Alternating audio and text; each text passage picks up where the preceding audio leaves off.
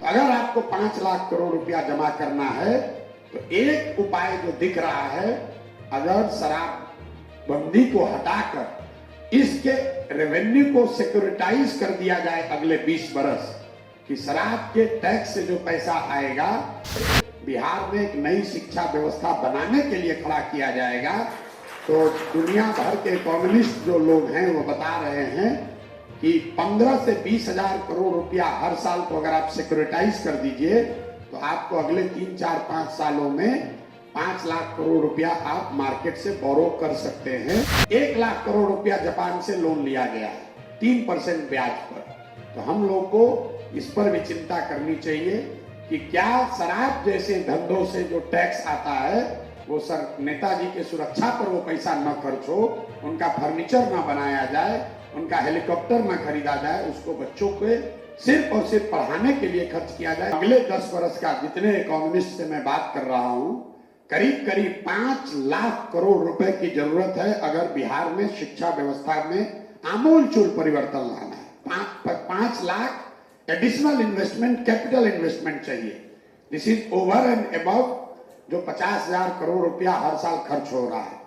तो अगर आपको 5 लाख करोड़ रुपया जमा करना है तो एक उपाय जो दिख रहा है, अगर शराबबंदी को हटाकर इसके रेवेन्यू को सिक्योरिटाइज कर दिया जाए अगले 20 बरस, कि शराब के टैक्स से जो पैसा आएगा इस पैसे को बजट में नहीं लिया जाएगा, ये सिर्फ और सिर्फ बिहार में एक नई शिक्षा व्यवस्था बनाने के लिए खड़ा किया जाएगा, तो दुनिया भर के इकोनॉमिस्ट जो लोग हैं वो बता रहे हैं कि 15 से 20 हजार करोड़ रुपया हर साल को अगर आप सिक्योरिटाइज कर दीजिए तो आपको अगले 3, 4, 5 सालों में 5 लाख करोड़ रुपया आप मार्केट से बोरो कर सकते हैं बहुत सस्ते दर पर। जैसे बुलेट ट्रेन चलाने के लिए 1 लाख करोड़ रुपया जापान से लोन लिया गया है 3% ब्याज पर।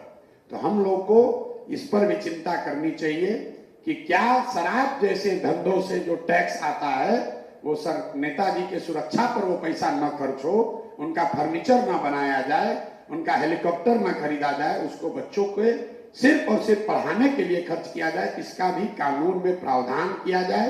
कम से कम जनसुराज की पब्लिक घोषणा में कहा जाए कि शराबबंदी अगर हटाएंगे तो ये पूरा पैसा सिर्फ और सिर्फ बिहार में भविष्य बदले, इसके लिए बच्चों के पढ़ाई पर, कैपिटल इंफ्रास्ट्रक्चर बनाने पर खर्च करेंगे। इस पर भी आप लोग को चर्चा करनी चाहिए। और मतलब कि संसाधन आएगा कहाँ, ये मेरा एक विचार है, बाकी और जितने लोगों का विचार है कि 5 लाख करोड़ रुपया कैसे इकट्ठा किया जाएगा। अभी तो जो पैसा है वो सैलरी देने में ही चला जा रहा है। 5 लाख करोड़ रुपया चाहिए अगर आप बिहार में बेहतर, देश की सबसे अच्छी शिक्षा व्यवस्था बनाना चाहते हैं।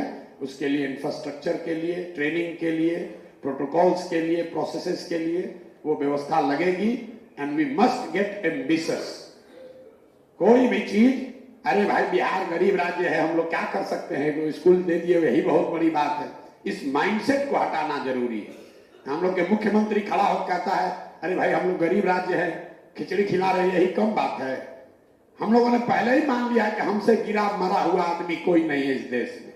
हम लोग गिरे पड़े मरे नहीं हैं। बिल्कुल इस चीज को किया जा सकता है। मेरा अपना अनुभव है, अपना विश्वास है कि बिहार में सबसे बेहतर शिक्षा व्यवस्था खड़ी की जा सकती है। 10 बरस लगेगा।